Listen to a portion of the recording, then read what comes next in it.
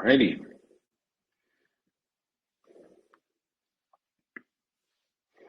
Can we do a sound check, vision check?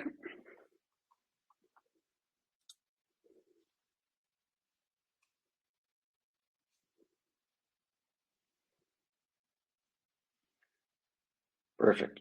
Getting some confirmations. We have one person not hearing me. Is that still the case? Shoot.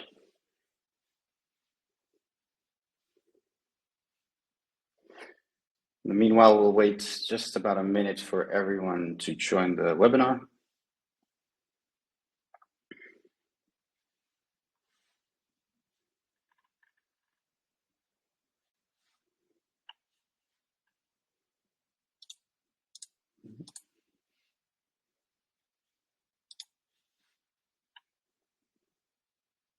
Okay. All righty. Welcome, everyone, and thanks for joining this live webinar. Today, we'll spend some time together learning about digital accessibility and about how to embrace it, and more importantly, so why we should do so. But before that, I have just a couple of questions for the audience. What percentage of websites do you think are inaccessible in the EU? I'll give you an answer right now. The vast majority, actually. The exact numbers I'll give you a little bit later in this webinar, but if you'd like to try to guess the number in the meanwhile, please do so in chat. One more question. How much revenue do you think is lost annually due to inaccessible websites? For this one, I'll also share an answer with you right now. It's a huge number. Billions and billions of dollars, euros, pounds, you name it, are being lost on a yearly basis. I was unable to track down the exact numbers for the Netherlands or global statistics, but in the UK alone, it's projected to be 17.1 billion pounds. In the US, that's another 7 billions. That's honestly more money than you can shake a stick at. My name is Alexis Grotis. I am a software developer with a passion for user experience and problem solving, as well as inclusivity. I work at IO Digital, and my journey here spans nearly 3 years now, and it's been a great pleasure to be able to craft and upgrade products and features, as well as to help various businesses get their accessibility up to standard. At the moment, I'm lending my expertise to Rabobank as a consultant, where I'm focused on improving their component library of their design system and ensuring that their applications are robust and accessible to all of their customers. I'm based in Amsterdam myself, where I share my home with my partner and our 2 hyper-energetic cats. And I think that's enough about me, so let's talk a little bit about IO. IO is a blended agency. We bring together talent in marketing, technology, content, strategy, creativity, and data. And with our belief that experience is everything, we help our clients provide their target audience with rich and relevant brand experiences. Our track record includes helping strong brands such as Audi, Brussels Airport, Efteling, Eneco, Fiberklaar, and Worldline grow their enterprises. Established back in 2005, IO operates locally and internationally, serving companies, organizations, and governments from our campuses in Belgium, the Netherlands, Sweden, Denmark, and Bulgaria. We have over 2,000 experts, 12 campuses spread across 5 countries, and we do business with 20 plus industries. And we offer over 100 core services. Some good things to know about this webinar. There will be a Q&A at the end of this webinar, so please share any questions that you might have. The recording of this webinar will be shared with you via email, as well as the slides. Today, in the brief time that we'll share together, I would like to cover these topics with you all. We're going to learn a little bit about digital accessibility and what it is. I'll try to make clear the importance of compliance in regards to accessibility. I'll go over the business case for accessibility, exposing many of the benefits and opportunities that it can offer for a business. And finally, I'll present some simple steps to get you started on the inclusivity journey. So let's get into it. What is digital accessibility? To help you understand what digital accessibility is and why it is necessary, I'd like to present some common experiences that might look familiar to you. Each of these scenarios on the screen represents an everyday context where accessibility can be compromised, affecting anyone, regardless of whether they have a recognized disability. I'm sure some of these situations might sound familiar to you. like the challenge of viewing your phone screen in a bright sunlight, for example. It's a situation that we've all likely encountered, and it highlights the need for clear and legible interfaces. Watching a video without sound or with quiet sound in a train, for example, illustrates why captions are not just the benefit for the deaf, but for everyone. Voice recognition technology often struggles with accents, which emphasizes the importance of accommodating diverse speech patterns. A temporary condition like a broken arm can also limit one's mobility, showing the need for designs that can be navigated with minimal movement or using assistive technologies. Small text is, for example, also a barrier not just for those with vision impairments, but for anyone without perfect eyesight or without the reading glasses at hand.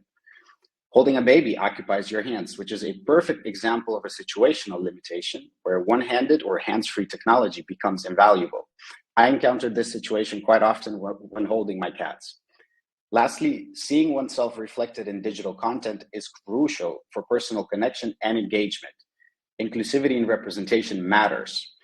Each of these scenarios underscore the fact that accessibility considerations benefit not only individuals with permanent disabilities, but everyone at some point. They remind us that designing inclusively is about creating experiences that are usable and enjoyable for the widest possible audience, no matter the context. As we look at the spectrum of disabilities, it becomes evident that the term encompasses a vast array of conditions. Disabilities can be permanent, such as an absence of an arm, but they can also be temporary, like an arm injury. They can even be situational, such as new parents holding a child. This illustrates the extensive reach of digital accessibility. Designing for accessibility means that we're not only assisting individuals with permanent disabilities, but also those experiencing temporary or situational challenges. An accessible website can be easier to navigate for someone with a temporary impairment or someone preoccupied. When we consider vision, for example, the diversity of needs becomes even clearer. From full to partial blindness, color blindness, light sensitivity, or temporary conditions such as untreated cataracts, each of these scenarios requires thoughtful design considerations. The key takeaway here is that digital accessibility benefits a much larger demographic than you might initially think. Solutions designed for a specific challenge may extend to a much broader group. It's about creating a digital environment that accommodates all users, enhancing their experience and ensuring that everyone, regardless of their situation, can come across, can access and benefit from our services. I hope the last few slides made accessibility and inclusivity a little more relatable to you all. And now let's get into digital accessibility and its foundation. This foundation is otherwise known as Web Content Accessibility Guidelines, or some like to call it WCAG. WCAG is a set of internationally recognized standards and guidelines that are developed by the World Wide Web Consortium, otherwise known as W3C. It came to life back in the late 90s, and it has since evolved through several versions. And each of these versions has refined how we understand and implement digital accessibility. These guidelines aim to make web content more accessible to people with a wide range of disabilities, which include visual, auditory, physical, speech, cognitive, language, learning, and neurological disabilities.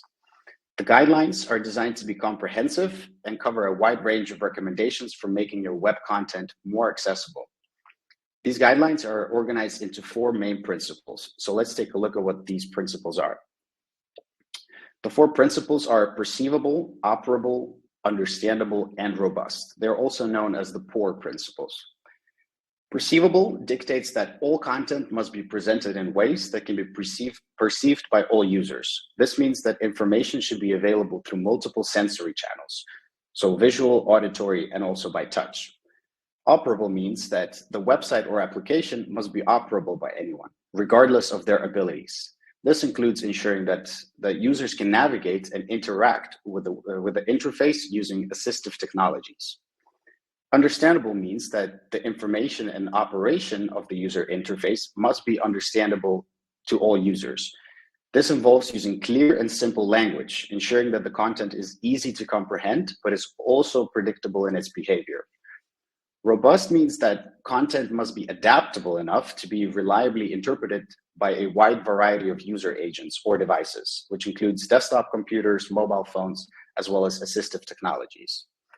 These are the principles that form the foundation of creating accessible digital content, and they are critical in ensuring an inclusive experience for everyone. To illustrate how the WCAG principles can be applied, I have some tangible examples here to share. So under perceivable, we have one super common oversight, which is failing to provide text alternatives for functional images. A blind user navigating a website with a screen reader will only hear the word image if no descriptive text is provided. You could imagine that this is unhelpful, especially if the image contains some crucial information. By adding a descriptive alt text, you will ensure that all users, regardless of their ability to see the image, can understand its purpose. For operable, we have keyboard navigation. So websites and applications must be fully navigable using just a keyboard. No functionality should be exclusive just to mouse interaction. So for example, users should be able to move through menus, activate all the buttons, and complete forms using the tab key and other keyboard shortcuts. This is especially vital for users with motor impairments who rely heavily on keyboard navigation. For understandable, one of the guidelines is proper language identification. The language of the website should be programmatically identified, and this is crucial for users who rely on screen readers, as it helps the software accurately interpret and vocalize the text. For instance, a page written in Dutch should also have its language set to Dutch in the HTML code. This will prevent the screen reader from mistakenly using English pronunciation rules, which can make the text sound unclear or even confusing in some cases. Under robust, we have to ensure that the name, role, and value of a user interface component can be programmatically determined.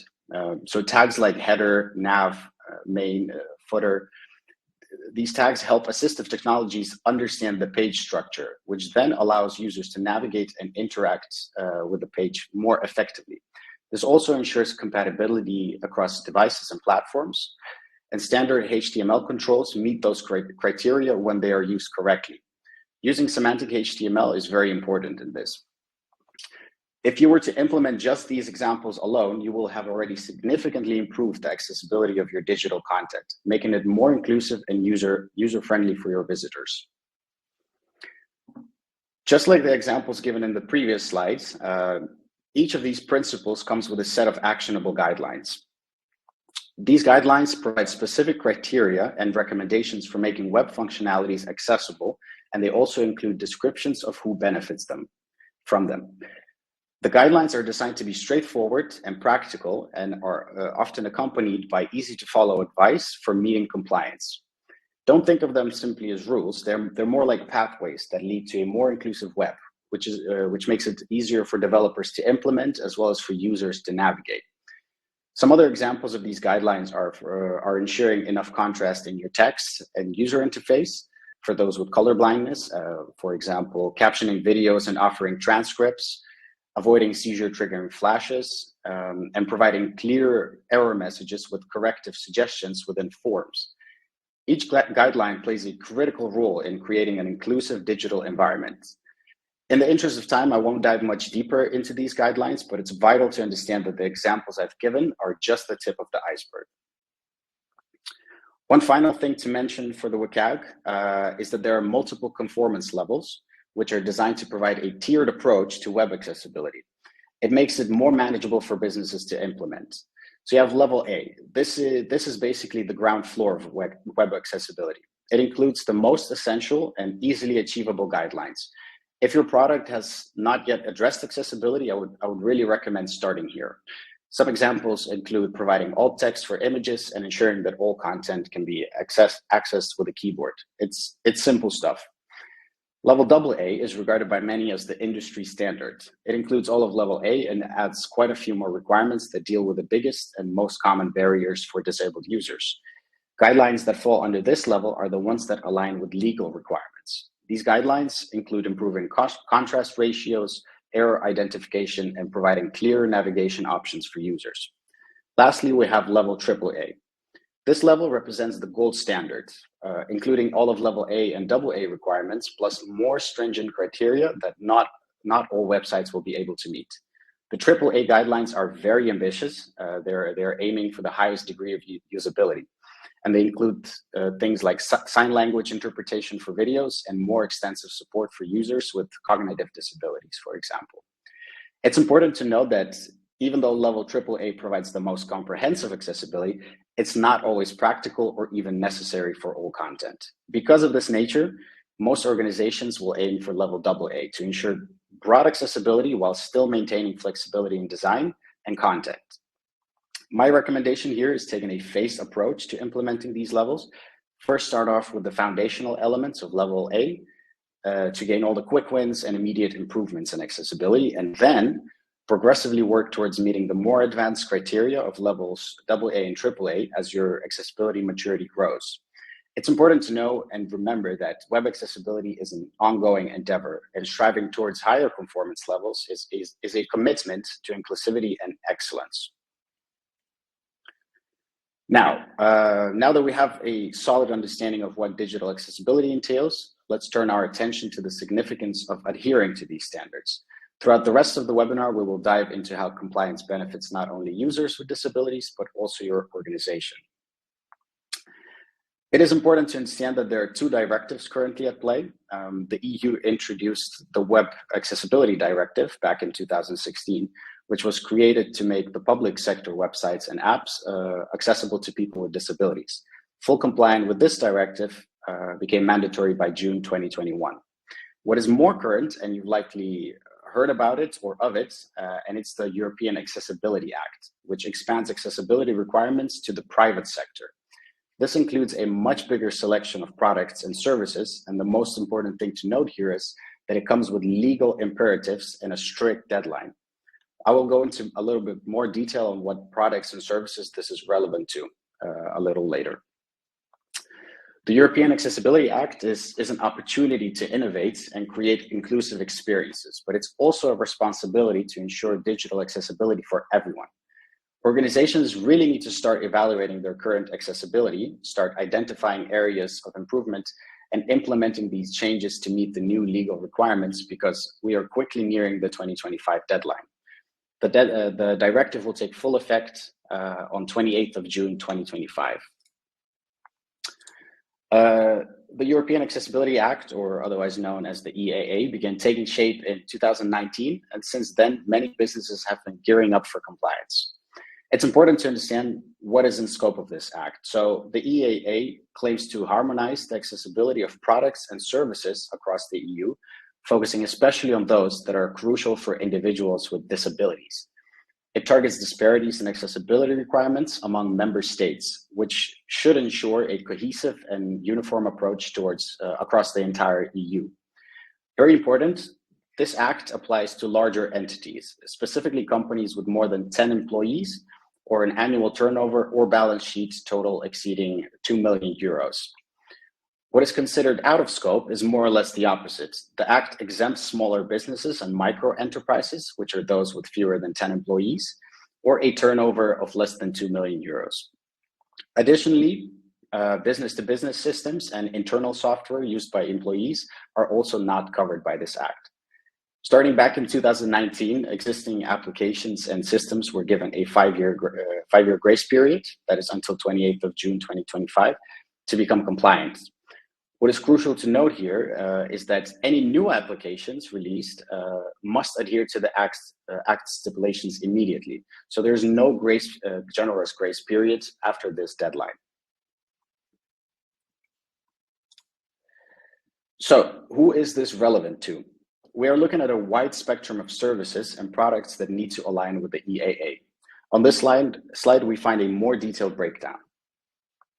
So we have e-commerce services and platforms. So things like online marketplaces like Amazon and eBay, any kind of auctioning platforms, online casinos, you even have stock or crypto exchanges, table reservation systems. Basically, the general rule of thumb here is that if money is paid for a product on your platform, it probably falls under e-commerce. You also have telecommunication services, so network providers, email providers, online conference services like Teams, Skype, or Zoom. Also, messaging apps are included in this, apps like WhatsApp and Signal. Then you have banking services. This includes their online banking portals, mobile banking apps, but also ATMs and self-service kiosks. Also, any investing platforms fall under this. Then we have transportation services, so For example, online ticketing platforms for airlines or train operators, public transport apps for the metro, the bus, the tram, and also any information websites in regards to transportation must also be accessible under this. Then we have audiovisual media services. So this encompasses all the streaming platforms like HBO Plus, Disney Plus, Netflix. Online TV falls under this, and online news portals as well with video content, YouTube, any sort of ebooks or digital documents. So digital libraries and bookstores, any kind of distributors of ebooks, e-reader apps like Apple Books or Kindle, as well as any educational platforms with digital textbooks. Man, even the emergency number is included in this. So there's now an app called 112NL where you can reach emergency services if you're unable to, for example, hear or speak. And just like that, there are many more services and platforms that are included under this act. So you have physical self-service terminals or e-health platforms, patient portals, and telemedicine services. Each of these examples is a piece of the larger puzzle to create an accessible digital world that is envisioned by the EAA. Just take a little sip.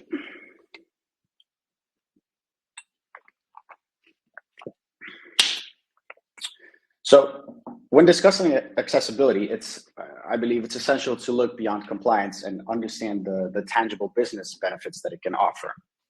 In the following few slides, we will explore the compelling business case for accessibility, highlighting how it serves as a cornerstone for building resilient, forward-thinking, and also an inclusive enterprise. I would like to guide you through 5 compelling arguments that demonstrate the value of accessibility for your organization. I will elaborate on how digital accessibility can help your business reach a wider audience, enhance your users' experience, improve the brand reputation, what role it plays in innovation, and why legal obligation is also important in this. So in the current age, a lot of individuals face barriers when interacting with online platforms. This here is an interesting statistic that I learned about recently. In Europe alone, we have nearly 100 million people. That is 1 in 4. These people have some form of disability that can affect their online experience. But these aren't just statistics. These people represent a vast, untapped audience for businesses that can prioritize their digital accessibility. By ensuring that our digital spaces are accessible, we're not only broadening our audience, we are actively inviting a significant portion of the population who are often excluded by design. This commitment to accessibility not only captures a market with tremendous potential, but it also demonstrates a dedication to inclusiveness that resonates with consumers and employees alike. Taking a step towards digital accessibility means taking a step towards capturing a wider audience and fostering a more inclusive society. The benefits here are truly clear: a more diverse audience and a forward-thinking brand. But also, accessible websites aren't just good for users, they're also good for business. They tend to rank higher in search engines thanks to their improved SEO performance. And this is because search engines favor websites that provide a good user experience, which includes ease of navigation, clearer content structure, and faster load times. When users find a site accessible and easy to use, they're more likely to stay longer, which then reduces the bounce rates. And lower bounce rates also contribute to better SEO. It's important to remember that Google is essentially a visually impaired user that relies on text and structure to see your website. And proper semantics help search engines understand and rank your content, which is why accessibility and SEO go hand in hand. All of this contributes to better ranking for your website, and better ranking equals a wider audience. Digital accessibility is a powerful tool for enhancing user experience by creating intuitive and efficient interfaces where every interaction is smooth and every user feels considered. Accessible design naturally guides users through a website or app with straightforward navigation, clear visuals, and direct instructions, which eliminates frustration and helps users achieve their goals quickly. Beyond functionality, accessible design connects with users on an emotional level, providing content that resonates personally and fosters a positive and a memorable experience.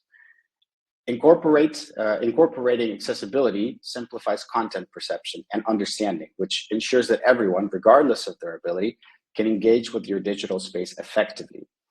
Ultimately, focusing on digital accessibility leads to a more inclusive product that delights users, enhances customer loyalty, and sets your brand apart as a leader in user-centered design. Having an accessible website can also significantly boost your brand's reputation. It can position you as a leader in inclusivity, setting you apart from the competitors who may not prioritize accessibility. This competitive advantage can be a deciding factor for customers choosing between brands. Investing in accessibility also reflects positively on your company's values. It shows that you're committed to social responsibility and ethical practices, and that resonates well with today's socially conscious consumers. By demonstrating inclusivity and a genuine concern for all customers' needs, you will build trust and foster loyalty. Customers are a lot more likely to return to a brand that they feel understands and respects them, which includes those with disabilities as well as the wider community. Let's return to the question I asked earlier about inaccessible websites in the EU. So an investigation done by Craftsing has revealed a shocking insight. 94% of homepages across 18 European countries fail the mandatory accessibility criteria. I personally find this statistic alarming, considering that these are just the homepages, the very front doors to your websites where user interaction is generally less complex. More than 93% of Dutch websites failed, and Holland ranked as the 5th best in this list. I find it hard to believe. The widespread lack of accessibility not only falls short of legal requirements, but also includes a significant number of users from engaging with online content and services. While the Dutch figure for the website's aligns with the European average, I believe it highlights a critical opportunity for those who choose to prioritize accessibility.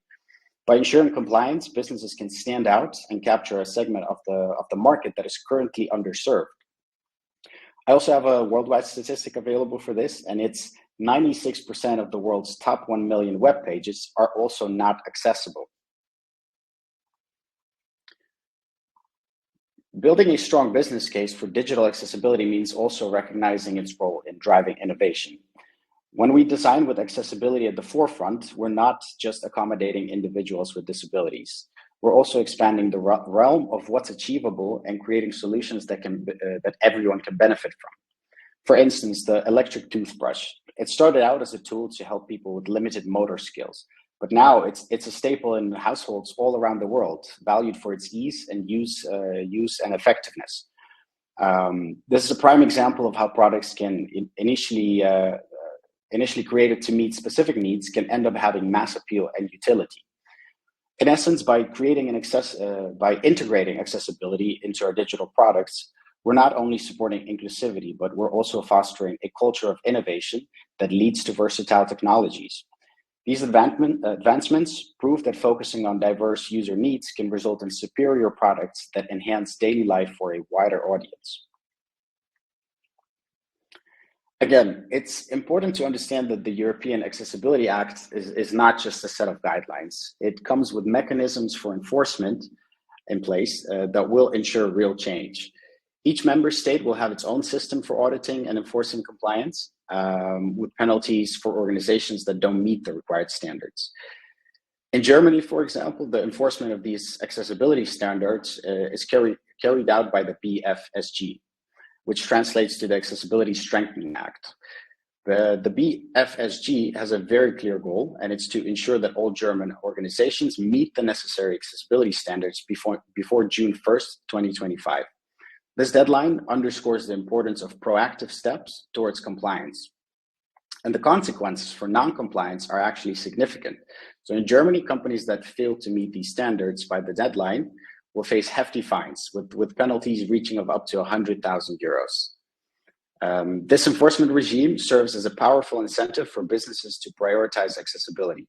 It's a reminder that the push for digital inclusivity is backed by legal as well as ethical imperatives. And for organizations, it's critical to understand these regulations and to take them seriously and integrate accessibility into their operational and development processes to avoid potential fines and, even more importantly so, to contribute to a more inclusive society.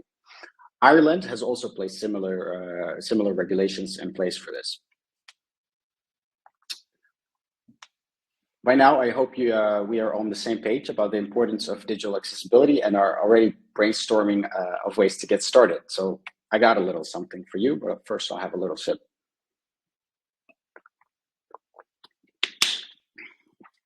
So I've laid out a simple yet effective 6-step roadmap to accessibility that you can use as a guide to kickstart your journey in creating inclusive software and products. This roadmap has been successfully followed by my team at Rabobank and has yielded great results. I will break down each of these steps in the next few slides. So first off, define. Begin by defining the scope to avoid being overwhelmed. Focus on the most crucial user flows and popular pages first. Improving website search functionality is also key in this, as data indicates that users often resort to searching when they can't find something they need very quickly. After you've created a scope, proceed with an accessibility audit. While there are free tools for in-house use, I would really recommend partnering with a third-party specialist for a more thorough review. At Rabobank, for example, we benefited from an audit conducted by an actual blind professional, which offered us invaluable insights as well as workshops to get familiarized with screen readers and other assistive technologies. Post-audit, the necessary actions will become a lot clearer. It's crucial to then communicate your commitment to accessibility both internally and externally via a statement. This transparency not only builds awareness, but also encourages others to adopt a more mindful approach to their work and can even influence broader industry practices. It's also good to set up a feedback channel so everyone knows where to go with questions or constructive feedback. Some companies like the Rabobank and Nestlé, for example, designate specific individuals as accessibility champions. These champions serve as experts within your organization who can provide guidance or support, as well as training to ensure that accessibility remains a key focus in all aspects of your operations.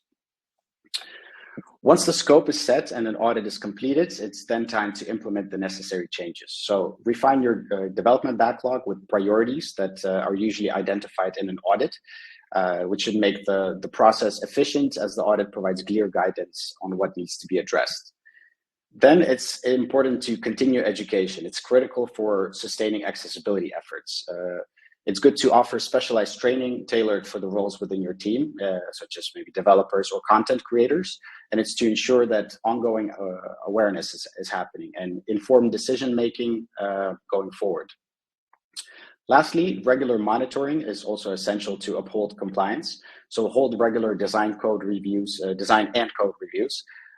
making sure that you have automated testing in place, as well as an established evaluation cycle, which will ensure that your products remain accessible as they evolve. I'll have to repeat myself here. Accessibility is an ongoing endeavor.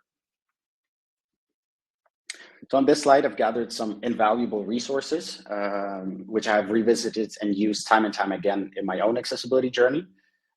If some or all of this is new to you, please make sure you grab the slides after the webinar and check out these links. So I think it's a great idea to get yourself familiarized with the 4 most popular screen readers, which are NVDA and JAWS. These are for Windows. Then you have VoiceOver for Mac and iOS, as well as TalkBack for Android phones. Each of these links is a manual to get yourself started with the most common ways of how a blind person might, for example, interact with your app or website.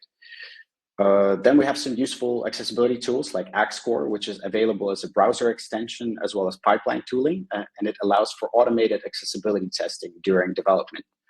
Lighthouse is also a similar tool, which can give you important statistics about your website's performance, as well as accessibility. And lastly, we have a color contrast analyzer, which is a great tool to check for color contrast on your website. Lastly, I've added some references to the WCAG, as well as an explanation on how ARIA tags work and how they are best applied. And Ali Support is a handy website that shows whether those certain ARIA roles and accessibility techniques are supported by browsers and screen readers. These resources are quite technical in nature, so for everyone else in a non-technical position, I'd like to invite you to try the following challenge. Blindfold yourself and use your website with one of these screen readers. It's a very interesting and insightful experience. So we're nearing the end of this webinar. I'd like to highlight a couple more things about IO Digital. So if you find yourself in need of technical expertise, just know that all of our developers aren't just skilled in cutting edge technology, they're also experts in accessibility. Each developer is trained to create digital products that are inclusive and accessible. As part of the many services we offer, we also specialize in thorough accessibility audits, which will guarantee that your products will meet the highest standards and legal requirements. And do keep in mind that we're committed to excellence in all aspects of digital accessibility. So if you do choose to partner with us, we will ensure your digital presence is accessible, user-friendly, and compliant with the latest standards. I think we have a couple more minutes for some questions. Yes. Thank you, Alex, for your very insightful presentation. We've got one question from Caroline. She's asking if charity funds are also obligated to follow the accessibility standards. Charity funds. I mean, if it exists in a digital nature, meaning that it's online. So if you're collecting money through any online means, then in that case. You do have to comply with the European Accessibility Act as well. I have not seen any exemptions or exclusions for example, like nonprofit organizations. I think anything that is digital in this case would also have to comply. Okay, thank you, Caroline. I hope that this answers your question. Yes, it does.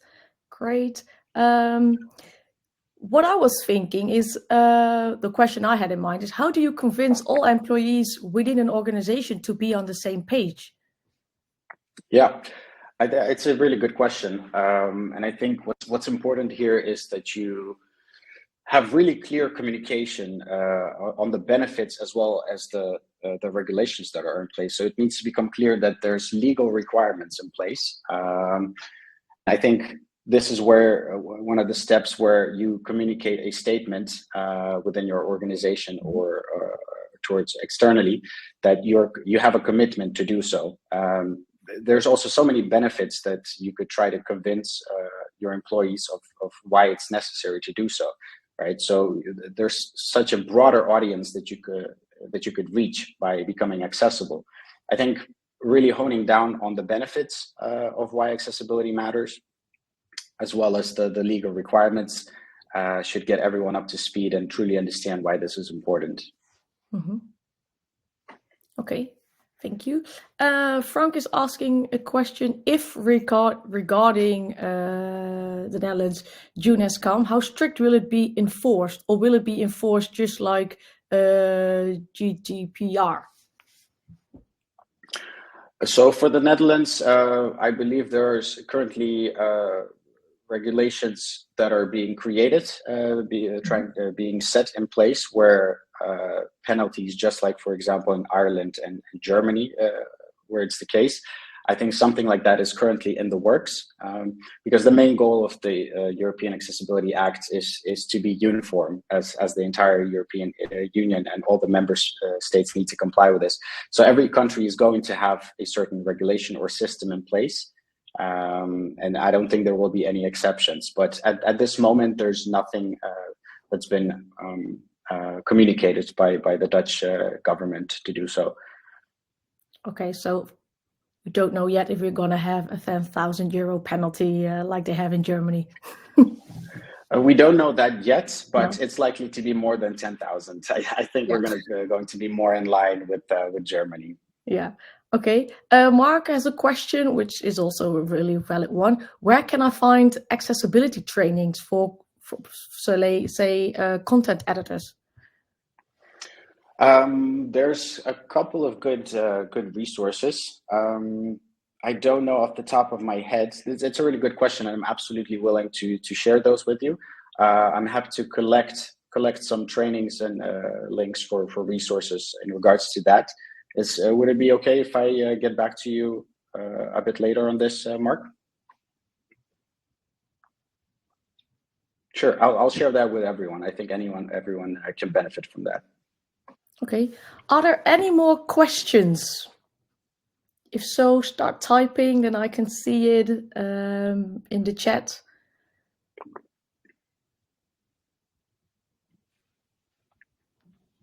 because I don't see any more questions coming in. Well, Alex, then I would really like to thank you for your time and your webinar. Wait, Dylan is typing. 1 second. See if he has a question. No, that was it. Yeah, thank you for your time and information. I think we can wrap it up with that as well. Yeah, so the slides will be sent to you afterwards. Also, the recording of this webinar as well. And we will make sure we will send some more information about accessibility trainings as well. Yes? Absolutely. Okay. Yeah. Thank you. Yeah. Once again, thank you all for your time and sharing this moment with me today. I hope that you learned something valuable and that have inspired some of you to partake on this accessibility journey. So yeah, feel free to reach out with any questions that you might have or to show interest for any IO digital services or expertise. Thanks to everyone.